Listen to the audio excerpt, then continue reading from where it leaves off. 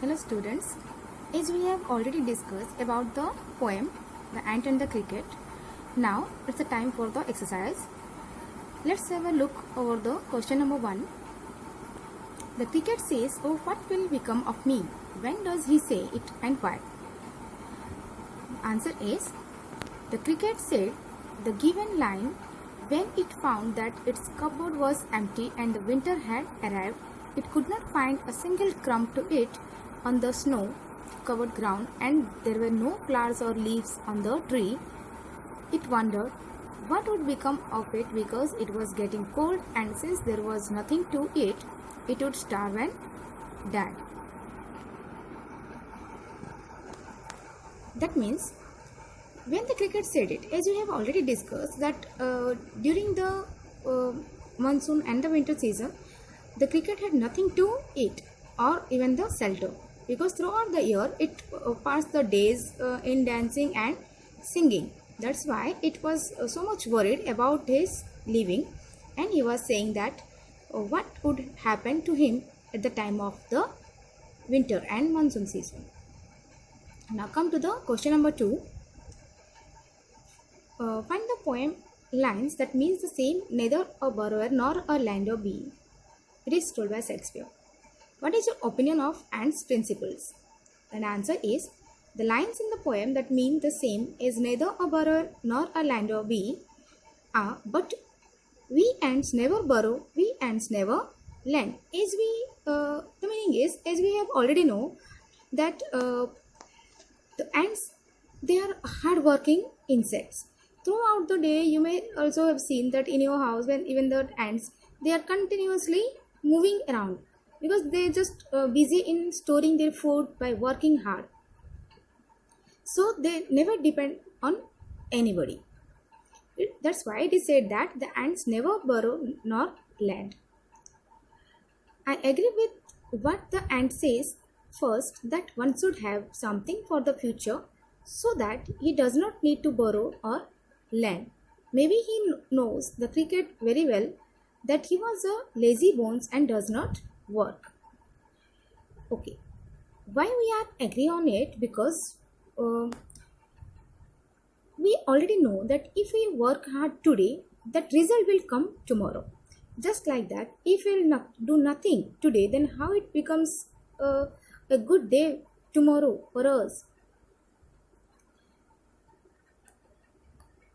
But I don't agree with the ant's principle. What he told later.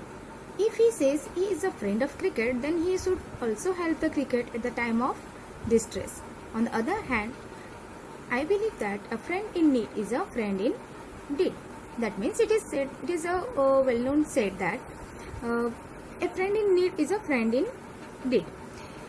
Why shouldn't we agree on the ant's principle? Because it is said, as we discussed, as we learned now about a friend, we should always help our friends in time of need. So here it is said that the ant should also help the cricket in the time of distress, at the time of its need. Now question. The ant tells the cricket to dance the winter way. Do you think the word dance is appropriate here? If so, why? The ant told the cricket to dance the winter way because it asked the cricket what it did in the summers and why it had not stored any food for summers. The cricket answered that it sang through the warm and sunny months of summers. Therefore, in reply to this, the ant asked the cricket to dance the winter away, just like it sang all through the summers and did not bother to store food for winters.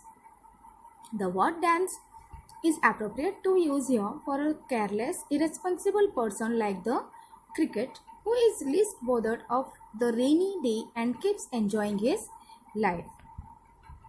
That means, why it is said so? Because as we have learned, as we have already discussed, that throughout the year the cricket spent the days in dancing and singing. So when the time came for food or shelter, it had nothing to get. So it went to the ant for help.